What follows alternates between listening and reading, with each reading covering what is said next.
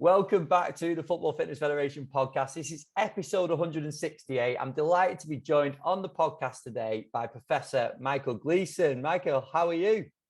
Very good, thank you. Good. Fresh from a holiday. So yeah, you can see the tan, yes. I can see the tan, I can. So I hope you had a good one. And thank you very much for coming on the podcast. Yeah, you're very welcome. Yeah, I'm looking forward to talking about this. It's one of my favourite topics, talking about football and anything to do with football, and nutrition is something that I know a little bit about. Brilliant. Yeah, and as you can probably tell, it's an area that really interests me as well, seeing as though I sent you about 4 pages of topics that we could potentially discuss. So we'll see how we go. But your new book is, am I right in saying it's out as we record this, or it's coming out? It's coming out. It's been in the warehouse since actually September, and there've been all these delivery issues, and I think a change of company taking over the warehouse, or it moving or something. We keep getting different stories. It'll be out, I hope, before Christmas. Hopefully, that's what we were hoping for. If not, it'll be early in the new year. Perfect. And you were very kind to send a copy over on email, which I've had a look through, and there's some amazing information in there. What was the reason for writing this book? Really, well, I've had a long-standing interest in sport nutrition, published a few books related to that, and metabolism and exercise.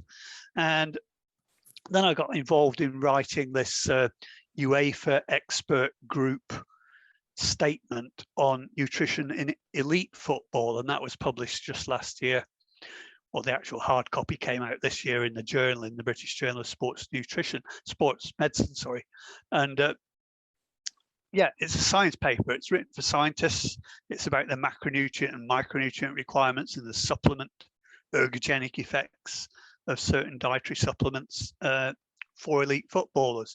But it doesn't translate it into information that your average footballer can understand.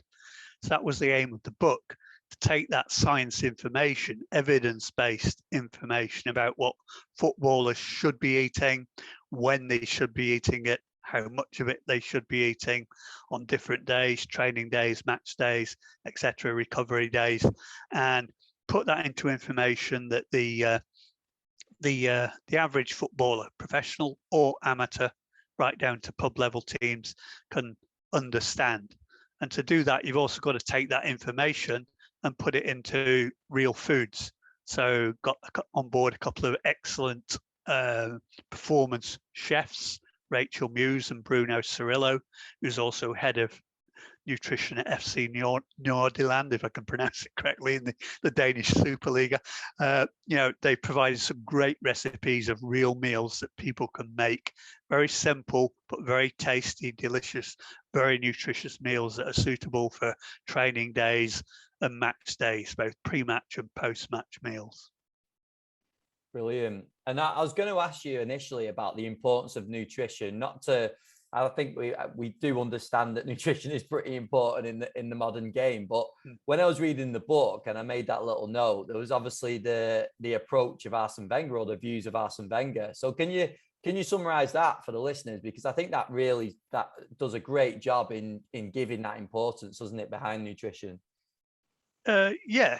I mean, Arsene was one of the very first managers at top level football that was able to actually understand and apply the importance of nutrition for performance and recovery in football. So we have to credit him and the likes of Alex Ferguson and others that brought in guys like Trevor Lee to do the nutrition for their teams, and they got a step ahead with that in the game. And Arsene's, like any, if you're working for somebody in any sort of industry, you want to know what the boss wants. So what's the priorities that a manager wants? Well, probably first and foremost, they focus on actual performance in competition and for match day nutrition. They want to know, you want nutrition that will provide energy and the appropriate fuels for them to get the peak performance both in the game and to be able to perform hard training during the week. They're always concerned to some degree with body composition. One manager I've heard quoted was said to say, the job of the nutritionist in my team is not to have any fat bastards. You know, I mean, it's this is real talk from real managers. This is how they speak, you know, and that is a real priority. Body composition for a manager. He doesn't want lazy fat players in his team. He wants the fit young, well, not so young necessarily, but he wants them fit and, you know, ready to go. And that means they've got to be, you know, reasonably lean with a reasonable amount of body fat. You know, they've got to be fueled up for a 90-minute match to play the full 90 minutes and even possibly an extra time if required in some games. And then they want speedy recovery after the matches. And then the other main concern is just the overall health of the players, because players who are injured or ill are not going to get into the match day team. So those are his priorities. There's other issues as well to do with hydration, to do with the impact of nutrition on sort of mental cognitive function, the ability to adapt to training, particularly during pre-season training. And there's also an impact of nutrition on how well you sleep and on your immune function and susceptibility to infection, which is obviously even more important now in the days of COVID. Yeah, you read my mind then, because I was about to ask, would there be anything else that you would add onto that list? Because it's great to get the manager's perception, and a manager obviously like Arsene Wenger, one of the best has been, their perception on what they want, isn't it? Because essentially, like you say, he's leading the whole process. So to get his point of view is a great starting point, isn't it? But then to get someone like yourself to add the expertise and see the other areas you can influence, that's really important as well. Yeah, and that's about, you know, also sort of educating the manager as well from the nutritionist perspective.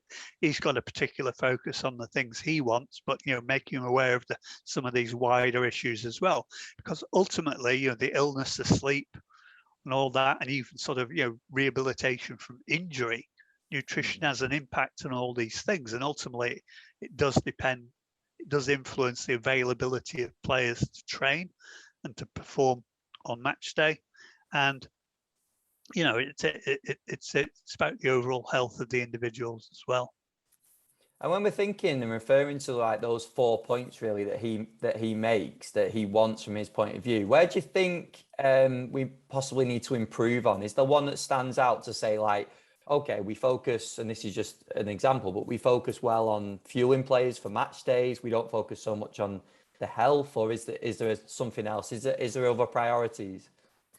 It's not so much the priorities, I think. It's what's coming up that's new in science that you can apply to football. And for example, there's one new finding, or relatively new finding, although it was published 5 years ago, that I think most clubs actually haven't picked up on yet, and that's to do with the influence on creatine ingestion together with carbohydrate to boost glycogen resynthesis, the main fuel that is used in the muscles for match play in football, that has come out, and not many clubs are applying, probably because they've never heard of it before, but it is something I do mention in my book, and anybody can use that practice to improve their recovery from a game. And it becomes especially important at this time of year when you know, games are coming, COVID permitting, that is, every 2 or 3 days. So it's about understanding sometimes actually just discovering those new things that are coming out in sport nutrition. I mean, beetroot juice and, you know, dietary nitrate came out probably, you know, 10 years ago, and has begun to be applied probably by most clubs, I would expect, in football by now. Sometimes it just takes those few clubs to make that first step, doesn't it? And then people tend to catch on to, there's like a delay, isn't there, before the research coming out and then things being put into practice, which is understandable, I suppose, as well. And some clubs, yeah, quite understandably, some clubs, when you first tell them about some of these issues, want to keep it a little quiet to begin with, so that they get a step ahead. It's all about getting a step ahead of the competition in many cases, in virtually all sports. That's the case, and that's what happened in British cycling 10, 12 years ago, when they started to do these little minor things that made a big overall effect in terms of winning medals. Brilliant. I know you touched on some supplementation there, but Can you talk to us about the food first philosophy? Yeah, it's very simple philosophy, and that is that first and foremost, you should have a healthy, well-balanced and varied diet. And you get that from the food and drinks that you consume. You know, that's what you need essentially to be healthy and to be able to get the energy you need to perform any sort of sport. And at the end of the day, yeah, you can use selected but evidence-based, in other words, supplements to add to that, but only choosing the ones that you know work or are very likely to work because you've seen the same supplements working for maybe just in laboratory experiments where they're involving, you know, repeated high intensity exercise like you have in football matches. So yeah, food first, because that's always best. People should never rely on supplements to replace things from a normal healthy diet. You know, the supplements are right at the top end of the food pyramid and the smallest component of it. The rest below is far more important ultimately in terms of how you perform, how you recover, and how well you can be. Are there any sort of common, not necessarily mistakes, but common areas that players need to improve their knowledge or their approach on when we're talking about like the food first philosophy? Like, is there anything that you're looking at in terms of a lot of players need help with this? Like, is it because we had a little chat before we started recording about being able to cook? Like, is that one of the main things that you see players are lacking on, and maybe a reason why players would turn to supplements or something else? I suppose, yeah, it can be. I mean, yeah, at the end of the day, I think all clubs should be aiming to really educate the players so they can actually, you know, they're empowered then to actually do their own thing and do it right. You know, most, you know, the top clubs in the EPL all employ a nutritionist. Some will be full time, some will be part time, or at least working as consultants with the club. But you shouldn't be relying on those guys all the time. And I think it's far better to, you know, educate players right from the beginning, right from academy level, so they get it at an early age. And if you get into bad habits at an early age, you're probably going to carry them on into your professional career, as I know quite a number of players have. And I can't name names for obvious reasons, but there are some players who just don't get it, you know, or were never taught it at an early age and just sort of self-taught themselves. And you know, if you go back 20, certainly 30 years ago in the game, you know, even the very top players like Alan Shearer, what did he say before he had a football game? He always said he had chicken and beans. Well, it's not the best pre-match meal, yeah, but he did pretty good. But then it was a pretty level playing field in those days as far as the nutrition was concerned, because nobody was taking any notice of it. And you may well have noticed in your own little local football team, you know, even at the professional level, there were a few fat bastards in your team. You know, I can remember some at Oldham Athletic. Again, I'm not going to name names, but you know, everybody knows who they were, you know. And no, educating the players, I think, is the key. And some take it on board. I know some great, well, not great necessarily in terms of successful players, but players who've made a really good career out of it and made a much better career out of it than they probably could have done, because they actually educated and learned about nutrition and then applied it to their own game. Yeah, and we might have some coaches from like lower league clubs, maybe even semi-pro amateur clubs, or even players listen to this as well. So when we're talking about that approach and possibly the use of supplements, when should they come in? So if we have focused and educated around food first, and we seem to have a nutrition approach that suits the player, when should they look for certain supplements to supplement the diet? Well, first and foremost, I would say ignore what you see on social media and the internet, you know, and Netflix and Amazon and all that. You know, there's a lot of people out there trying to sell you stuff, you know, and they'll make claims that are frankly not correct. or they've found something, it's in a clinical population, it doesn't apply to sport. Or even if it applies to sport and has been shown to work for some things, it might have been for a marathon runner or a cyclist. It won't necessarily work in football. So always rely on reliable, evidence-based information that's been generated ultimately by scientists. So take advice from your nutritionist if you've got one, or if you know somebody who's got a nutrition degree or in dietetics or something like that, then they're the people to take notice of, and ask them, I've heard about this supplement, what do you think of it? That kind of approach.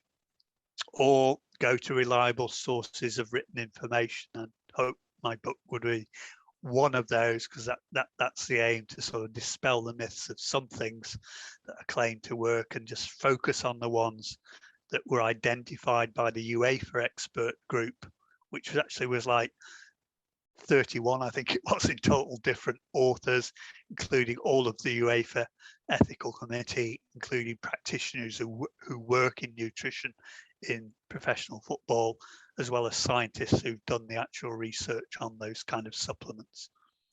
You made a great point there, though, about social media, because I know we joked about it, but that's what a lot of players will be doing, isn't it? That's a news source for a lot of people.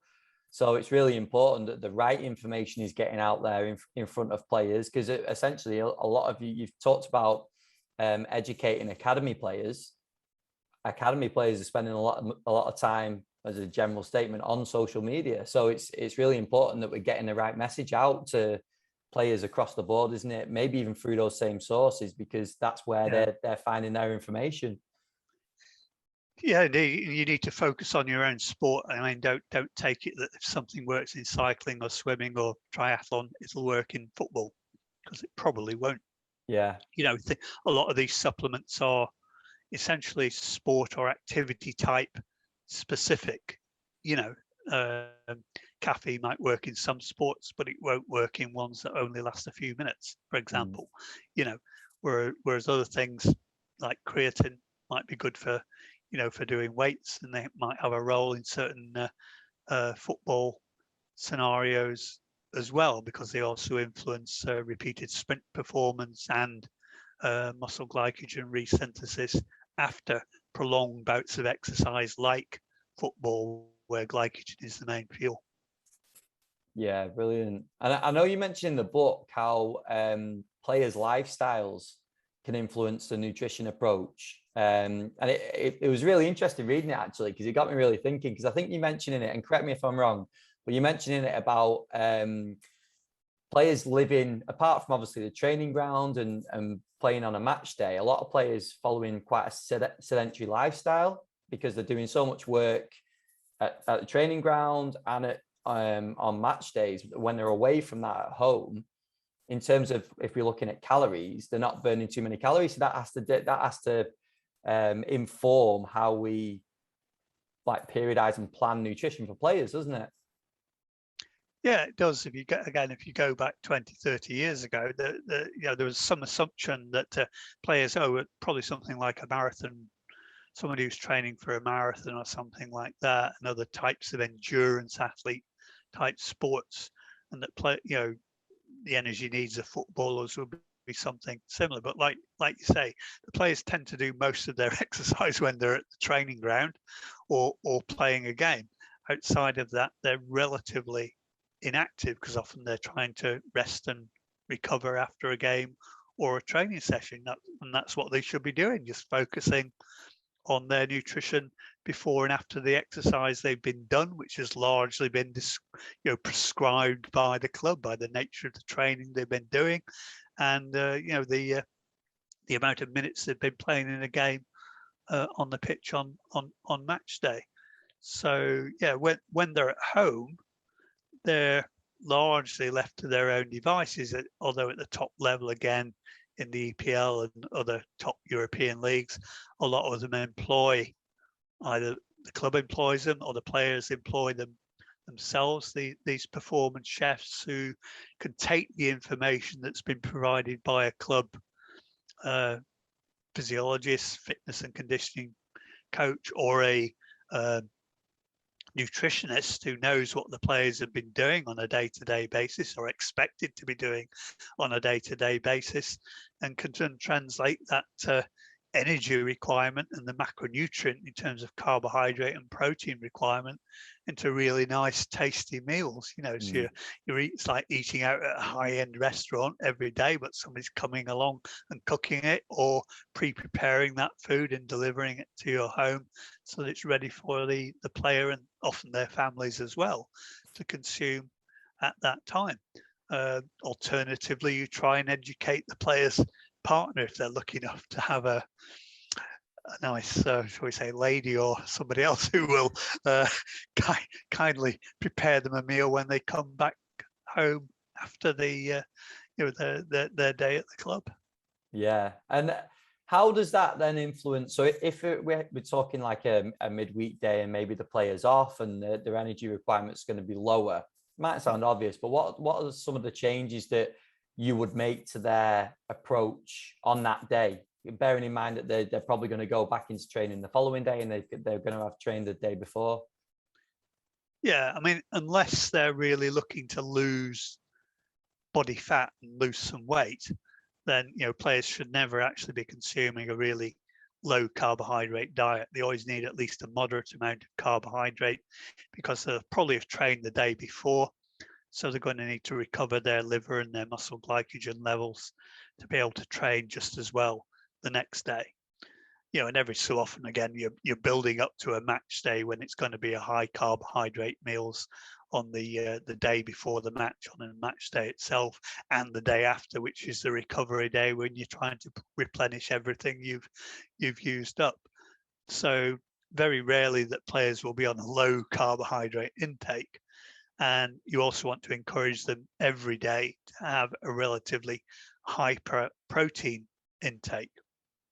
For sports like football, it's normally recommended to have at least 1.2 and maybe up to about 1.6 or even slightly higher grams of protein per kilogram of their body weight per day.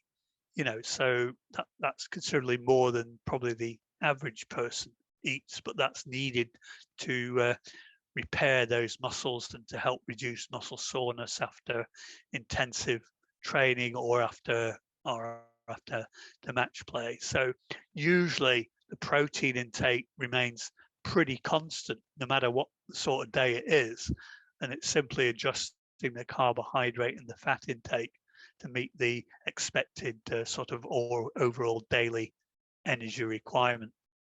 You can always check whether you're actually achieving that, because if the body weight of the player starts going up day by day, you're feeding them too much.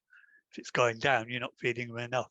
So by and large, if players eat to satisfy their appetite on a daily basis, but they eat an overall healthy, varied and balanced diet with sufficient carbohydrate to meet their energy needs and this fairly constant intake of protein per day, and ideally spaced out over the day equally well as well, so that you're having enough protein with breakfast, lunch and dinner, rather than concentrating all on a big protein, big steak meal in the evening.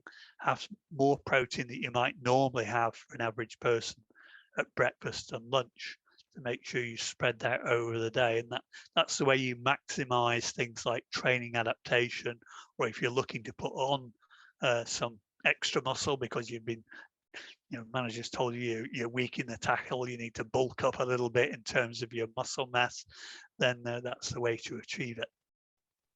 And in terms of those off days when we're talking about slightly adjusting carbohydrates and fat intake, and whether that, and I know this will come down to the individual player as well in terms of how much, but if players are thinking, well, how much, what sort of a difference is it going to look like for me? So on an off day, how much am I taking away? How much fat am I adding? Is that going to depend person to person, player to player, or is there some sort of guidelines that you follow for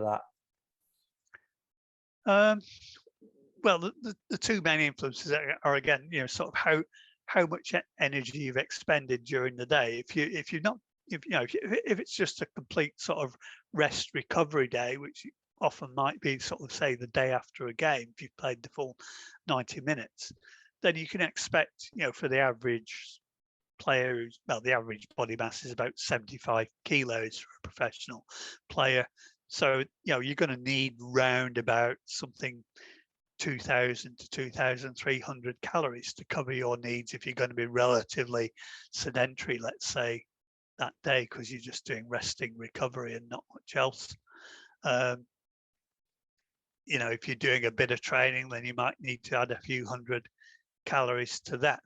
And generally the amounts of energy, protein and carbohydrate that players are advised to eat is generally in relation to their body mass. So often it's expressed by the scientists in terms of how many grams of carbohydrate or protein do you need per kilogram body mass, because obviously a larger 90 kilo centre half is going to need more than a diminutive midfield player or a skinny winger who weighs maybe 60 to 70 kilograms.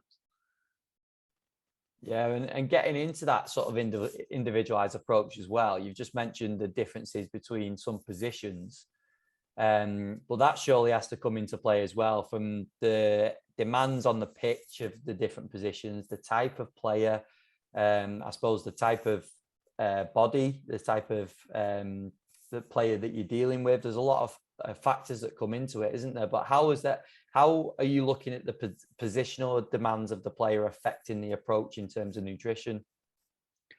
Well,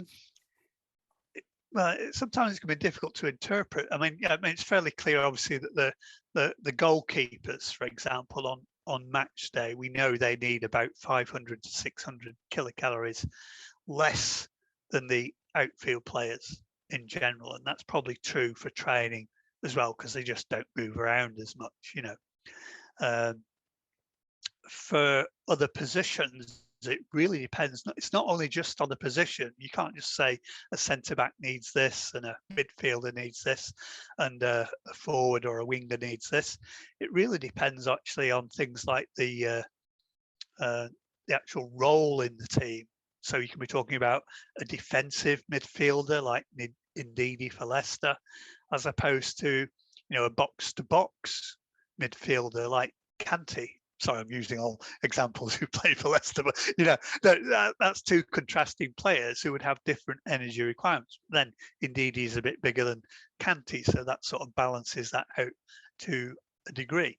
But it's the same thing with fullbacks. You can have a defensive fullback like a Christian Fuchs, or you can have an attacking fullback like a James Justin who goes up and down the pitch a lot. So quite different, same position, same, both fullbacks, but they're playing a different kind of role in the team. So if you get that, and also the style of the team, are they counter-attacking teams? They're going to stay mostly defensive, stay back, cover, and then break quickly, or are they a high pressing team like a Manchester City? Some of those top teams, those players actually work the hardest when you actually look at the figures in terms of how much distance they run. But they can also make the opposition run a lot because they keep the ball a lot better, pass it around between themselves. So the others are always chasing them. And that's always a good tactic in football. Keep the ball, work hard, but make the other ones chase around after it. We've talked a lot on the podcast about the modern game and how things are progressing. And when you just mentioned styles of play there, how aggressive teams are when they're pressing and the distance they're covering, everything like that. And looking forward over the next few years, obviously just predicting the future a little bit. But if we're thinking about it's going on that trend, that's going to have a big part on how we prepare players away from the pitch as well, isn't it, with the nutrition? Because they're needing to be fueled for a slightly different game, a more intense game that's going to be more repeated efforts and all the rest of it. So that comes into play as well, doesn't it? How things are going to progress going forward. Yeah, and more we've seen over the years how players have become kind of much more athletic. There's much more focus on having the right body composition, or there's not carrying around too much excess fat. The more and more the game is played, you're seeing that progression of greater athleticism in the in the players, and some of them now, the speeds that they can run at, they're as fast as some of the top sprinters in the world, or not far behind it, really, for some of it, at least over short distances. The player, football player doesn't have to run 100 meters, in under 10 seconds, but they need to be able to cover those first 10 to 15 yards or so very quickly, and those that can do that are the best. But they've got to be able to have the physical body composition and the muscle attributes to do that. Part of all of that ultimately is influenced by what they eat and what they drink.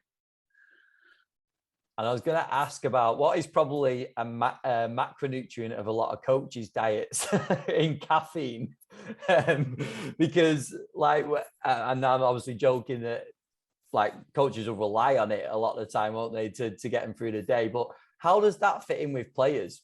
Because there's a lot to read around caffeine, isn't there? Using it at certain times and the whole factor of night games. And I've spoken to a few people about this, like playing late at night and then you're expected to go to sleep after it and all the rest of it. What's the sort of approach you take in terms of caffeine? Yeah, I mean, caffeine, not a macronutrient, not even a micronutrient. It's not even an essential nutrient. It's something I was saying that as a tongue-in-cheek. Yeah, I know. As a supplement that we know will improve performance in football and other endurance-related activities, and it works by stimulating mental function and delaying mental fatigue and physical fatigue, or its perception of fatigue in the brain at that level.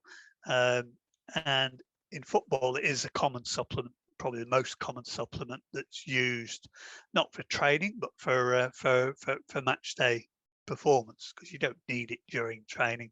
But for match day performance, yes, it can improve the on-pitch performance by delaying the onset of fatigue, and also increasing cognitive function. There's things like decision making and delaying mental tiredness, fatigue as the game progresses. So mostly you're perhaps going to think about wanting to need it towards in the second half.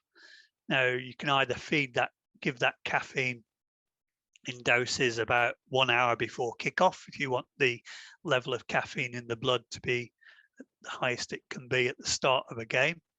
Some clubs adopt that approach, and that might be selected by some players to do that.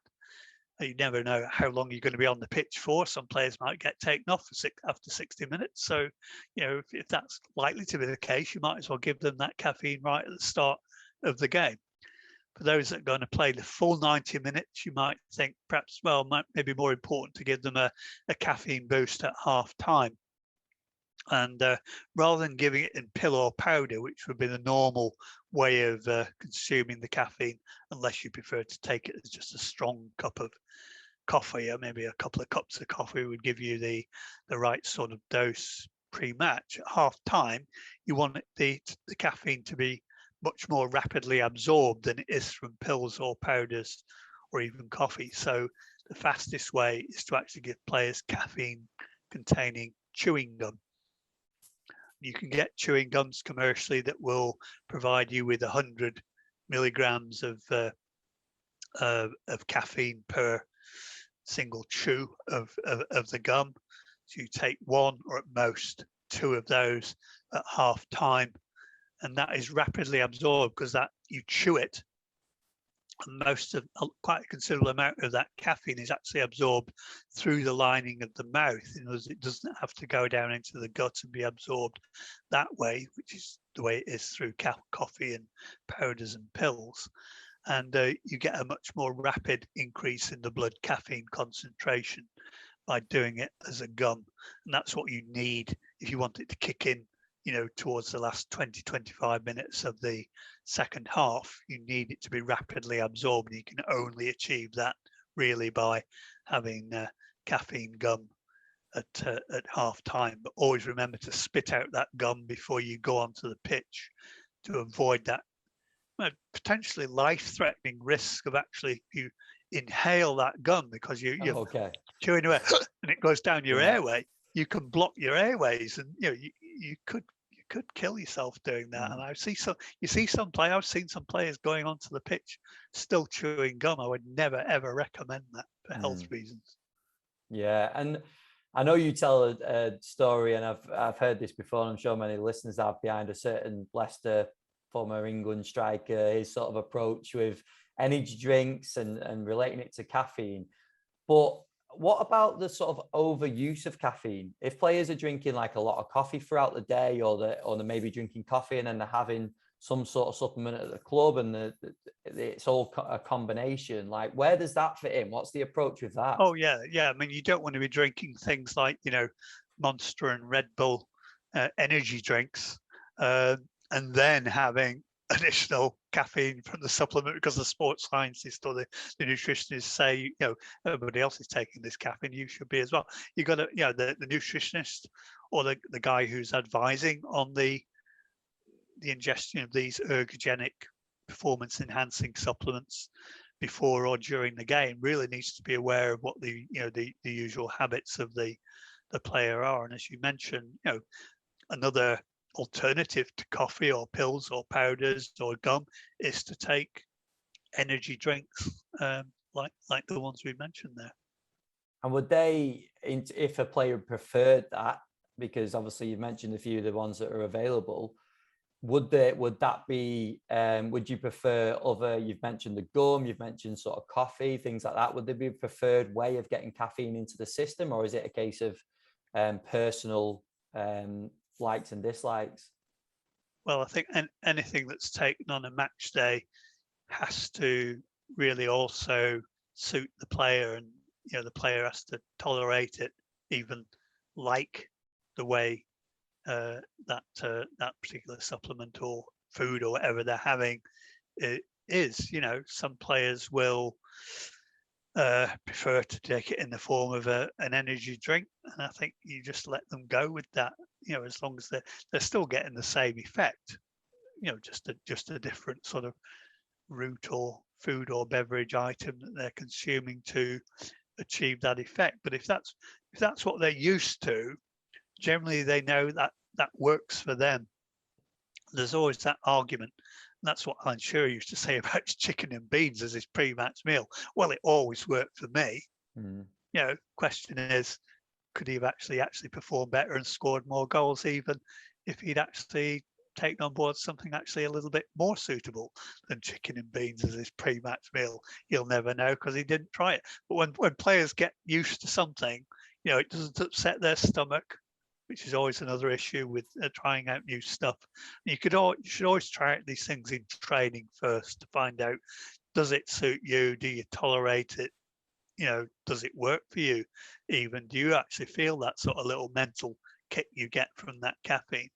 If it's not really doing anything for you, you don't think it is, it probably isn't. And so, you have to take that on board. And that can apply to pre-match meals as well. There are some players who don't actually, the advice, the guidance, the recommendations from that Uefa expert committee are to have a pre-match meal that's high in easily absorbable carbohydrate and a little protein, but low in fat and fiber, so it's easily digested within 3 hours before you go onto the pitch. You go onto a pitch with virtually an empty stomach, apart from a little bit of fluid or carbohydrate gel you might have ingested, a few minutes before kickoff. Some players don't even like having a meal, so if they've got a midday game, a 3 p.m. kickoff, they'll have a good breakfast instead, which is probably 9 o'clock-ish, 6 hours before kickoff. And then when it comes to time for the pre-match meal, they don't want a right lot then, because they don't find it doesn't agree with them, or maybe they just don't absorb it, digest it as quickly as others. We're all individuals, so things are different. Players like Ilkay Gundogan, for example, always have a good breakfast, but for a pre-match meal, I just want something like a banana cake and some strong coffee. So he's getting his caffeine from that, and he's getting a bit of extra energy and mostly carbohydrate from his banana muffin or something like that. And if that's what suits him and works for him, and he's not comfortable with having, a full sort of salmon and pasta pre-match meal, for example, which is a very suitable meal for many players, then best to go with the personal preference of the player. You have to be bendable in that sense. You want the players to do the best that's the recommendations allow, but if it simply doesn't work for some players, you have to go with what works for them. And we're touching on here in terms of habits of players before games, and that's a tough one, isn't it? Because we're touching on the whole psychology side of changing players' routines and things. So you do have to be careful with that, don't you? Because certain players will believe, whether it's optimal or not, they'll believe that, like you've used the Shearer example, they'll believe that approach works for them. So I suppose that's the careful area that we've got to take into consideration, isn't it? That we obviously do want to help the player, we want to try and do other things we spoke about that Arsene Wenger was talking about before. But at the same time, that's the time where they're going out to perform, isn't it? So we want their head to be in the right space. Yes, and it all comes back to educating the players.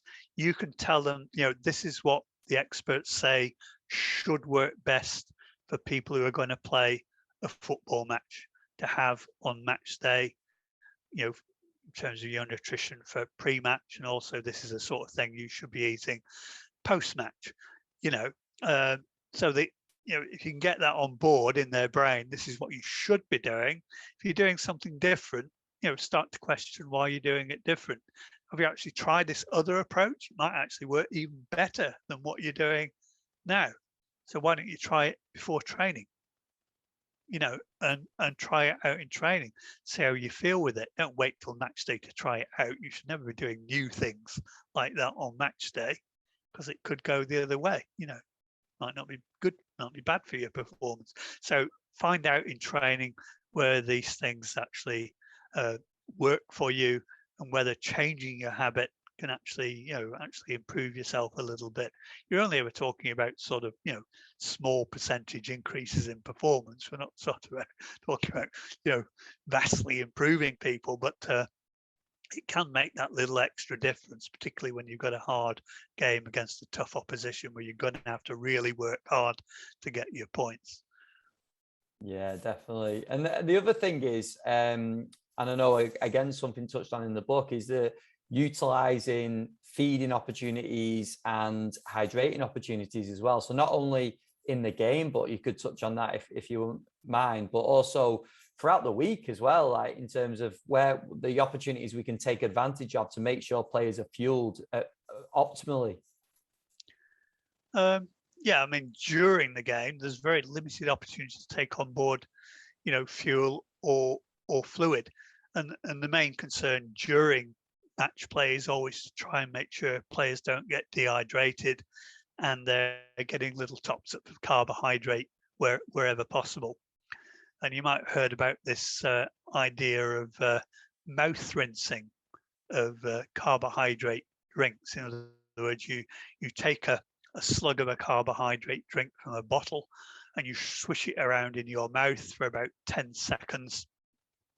And the science shows you can get a performance benefit from that for endurance type sports like football. And in all the studies, they spit it out, but it's because they're trying to discern the difference between ingesting carbohydrate, actually swallowing it and going down into the gut and being absorbed and used by the muscles and by the brain and having an influence that way, as opposed to just swishing it around in the mouth with a mouth rinse and not actually swallowing it. The research indicates that if you swish it around in the mouth for about 10 seconds, some of that carbohydrate is actually detected by receptors in the mouth. They send signals to the brain, and the brain interprets that as saying, oh, some carbohydrate energy is coming on the way. That's raising my mood and my performance. And so it's almost tricking the brain into thinking some energy in the form of carbohydrate, which is what's going to be used for high intensity exercise, is actually on the way. But in reality, you want the players to swish it around in their mouths, and the opportunities are when there are sort of breaks in play.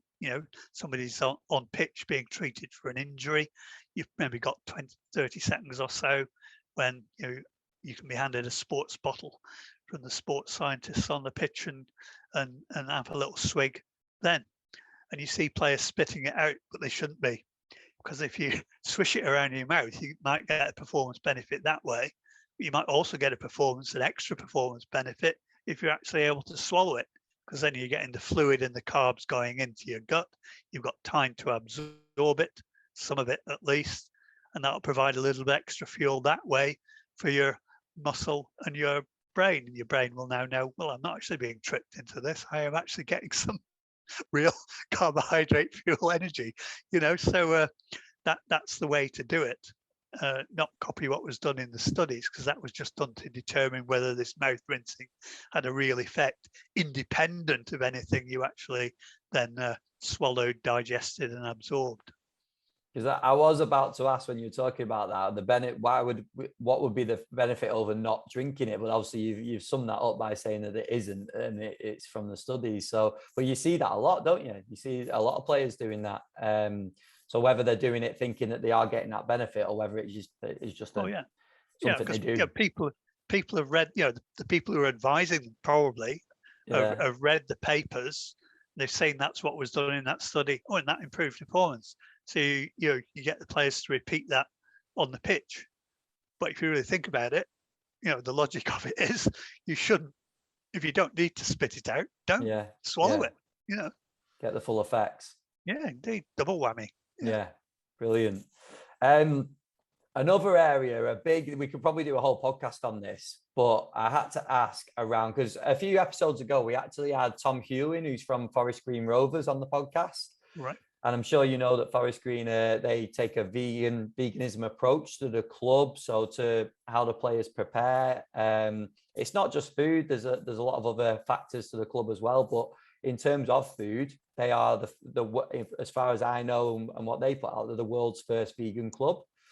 And we touched on before, there's a lot of information out about their veganism, vegetarian approaches.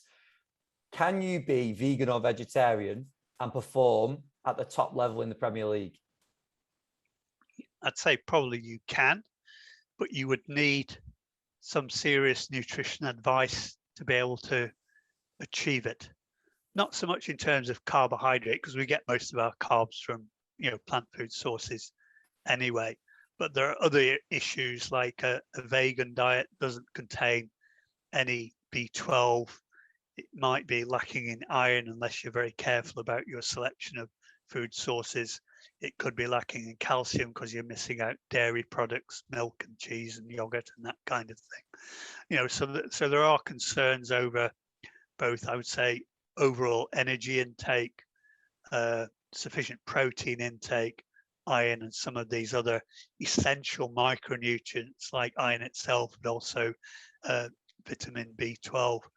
I wouldn't be for any club at all enforcing a vegan or even vegetarian diet on their players. I mean, you never get a Sergio Aguero playing for you if that was the case. I mean, Sergio likes his meat, and I know the guys at Manchester City had to wean him off his red meat, which he liked pretty much for every meal, and persuade him that maybe something like salmon or something might be a little bit more digestible for a pre-match meal rather than a steak and potato.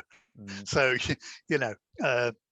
again, it's about letting players go with their own preferences to some degree, and of course that's where the people typically like the performance chefs come in, because they're very able at cooking a whole variety of different meals to suit a whole different bunch of nationalities and religious requirements when it comes to food, while also making very tasty and nutritious meals that meet the the macronutrient requirements in terms of carbohydrate and protein in particular that you're looking to achieve in those meals for performance and recovery from both match days and training. So actually enforcing people to be a particular type of diet, like a vegan, which is pretty much the strictest diet you can sort of get.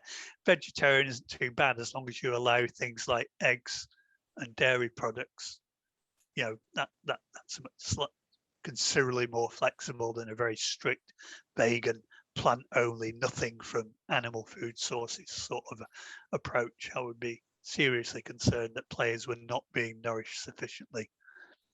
Mind you, Forest Green are pretty much top of their league, aren't they, at the moment? So maybe, if they're educated right and they've got a good nutritionist in there who can advise, in quite detailed manner to the players what they should be eating, it's maybe doable. But whether ethically it's right to actually enforce players to take on board a particular diet, I'm not too sure.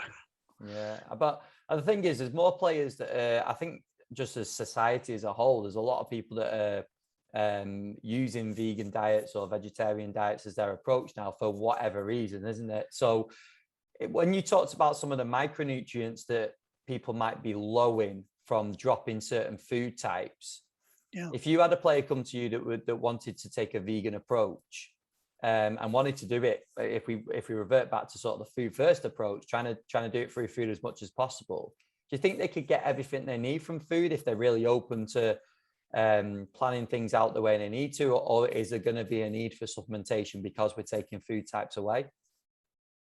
There's probably almost certainly going to be a need for some supplementation, like I say, calcium, iron, vitamin B12, definitely, because you don't get it from anything except animal food sources, and that's important vitamin, for an essential vitamin for normal red blood cell production. So there's a risk you might become anemic if you don't have enough vitamin B12, and obviously that's not good for performance. It's what helps you to create red blood cells and the hemoglobin they carry, which carries the oxygen in your blood, which obviously you need for this type of activity. So absolutely essential in that sense, and maybe vitamin D might be a concern as well, which is actually for many players, particularly in the winter months, because we get most of it through sunlight, and the dietary sources we get it from are mostly from oily fish and dairy products and some fortified foods.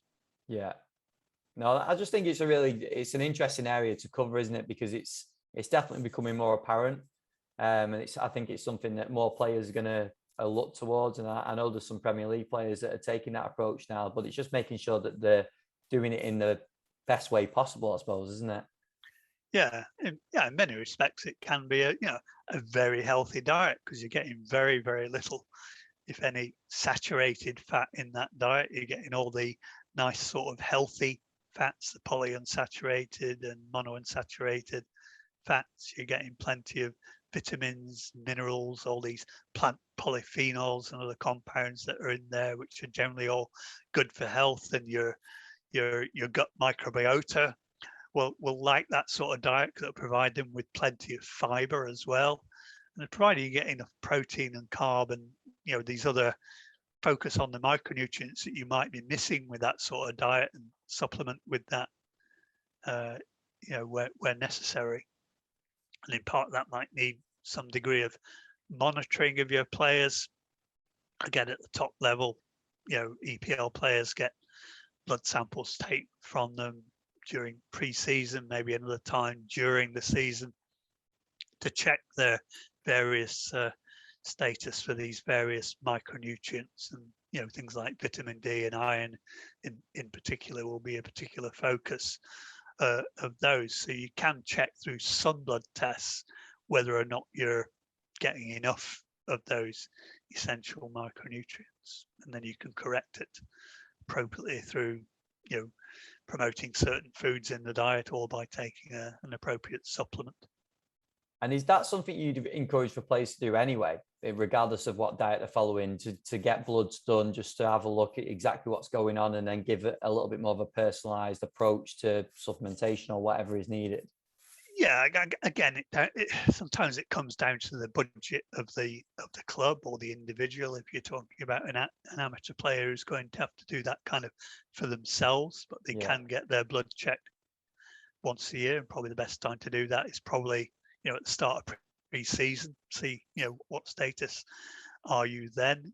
It shouldn't cost too much to get that done privately, and just have pretty much a health blood screen. It's like a bit like what some of us older guys get for free once you get to over 60 or something, 65 from the doctors. It's sort of a health screen check of your bloods. That should give you some idea where you are. For things like vitamin D, you can almost say, well, it's very likely, unless I've been on a nice sunny holiday like I've just some been people. If you ain't got a suntan, then you're probably in winter going to be deficient in vitamin D. Yes, looking a bit pale there, Ben. As a guard against that, or to correct what probably will develop into an insufficiency, if not a frank deficiency, over the next few months of winter, then you can just take a daily 2,000 international unit per day vitamin D3 supplement, and that will make sure your levels will stay at least well above inadequate. In other words, they'll be up to where you want them to be if you're taking 2,000 units a day. So even if you haven't got if you can't afford to go and get a blood test in October to see where your vitamin D status is, just assume it's going to drop, because it will drop over the winter months anyway. You just can't get enough in the diet. And when you haven't got the strong sunlight, which you have from October to March, essentially, you're not going to get enough sunlight to produce enough vitamin D in your body. Your vitamin D status will go down. So have a 2,000 international unit vitamin D3 supplement a day, and that will ensure that you maintain a reasonable level of vitamin D3 status. But don't overdo it and start taking excessive amounts, because sometimes too much can actually be harmful. And the European Food Standards Agency, for example, which produces the regulations on maximum amounts of intakes of various supplements for health, recommends you should never take more than 4,000 international units per day, but 2,000 a day is perfectly safe. Brilliant. Great bit of advice. Mike, I really appreciate you doing this. I think we've covered quite a bit there in just under an hour. So we've absolutely flown through it. But I feel like I've obviously got the book and had a look through some of the content you've got in there, and we've touched on the very tip of the information that's in there. So I do recommend people to go and get it, and not only for the fact of the methodology and some of your experiences at the start of the book, but also we talked about it just before. You've got some recipes in there as well. So you've got some actual practical advice for players, coaches, whoever wants to use it, in terms of this is the knowledge, the experience behind it, and this is how you go about it, haven't you? Yeah, exactly. I mean, this is it. The scientists talk in terms of like grams of carbohydrate per kilogram body mass per day, and amounts of protein, amounts of fat. At the end of the day, we don't eat, we eat macronutrients, but, we eat them as food, and real meals on plates, a mixture of, things, meats, fish, poultry, eggs, dairy produce, vegetables, fruits, etc. So you've got to, at some point, somebody has to take that information that scientists say this is how much carbohydrate and protein you should be eating, and turn it into meals. So why not taste it into really nice, tasty meals that people are going to really enjoy? And that's the beauty of teaming up with performance chefs, which so many top professional clubs are doing now. They work between the nutritionist or the fitness and conditioning coach and the performance chef and the player. It's a three-way interaction, maybe a three-way phone call. But it's also knowing what the player wants to eat, what they like to eat, what's their favorite foods. And the chef can create those things from the macronutrient intakes that the nutritionist is recommending to do. And ultimately, practically, what's going on the plate and what you're going to eat. And if you give people that stuff that they don't like eating, they just won't eat it. Yeah. So you're not going to achieve those macronutrient intakes you want unless it's stuff the player really likes, enjoys eating. And often you might even be cooking for not only them, but their family. So you've got to, cater for the needs of the wife and the kids as well. Yeah, brilliant. And where would people go to get the book? Well, it should be available to order online from the usual outlets like Amazon, Bookshop, WH Smith, Blackwell's, Foyles, all these online bookstores, and I'm hoping it will appear in the bookshops in the new year as well. So your likes of your WH Smiths and your Waterstones and Blackwells, etc. Yeah. Brilliant. Well, I really appreciate you doing this. We've covered some great stuff there. I could probably talk about this all day with someone Well, like maybe we yourself. could do a follow-up sometime. Let's do We it. could focus on sort of differences between the needs and the timings of things for feeding fueling up the amateur players who play sort of 10 o'clock on a Sunday morning, which the pros never do.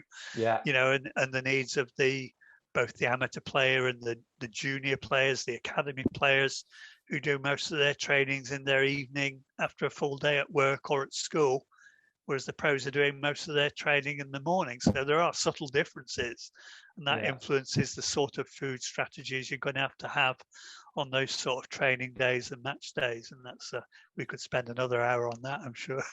Yeah, that'll be brilliant. If anyone listening to this has got any other specific questions or topics or areas you want us to cover, if Mike would be so kind of coming back on, then reach out. You can get in touch with us at Football Fit Fed. Drop us the questions, and I'll try and hook up another call with Mike and get him back on and get him to answer them, because there's been some great stuff in this one. So I really appreciate you coming on. Thank you very much for your time. Thank you for sending the book over. It looks absolutely brilliant. It's a great resource. So yeah, I really appreciate giving up the time and doing it. Thanks, Ben. It's been a real pleasure talking to you.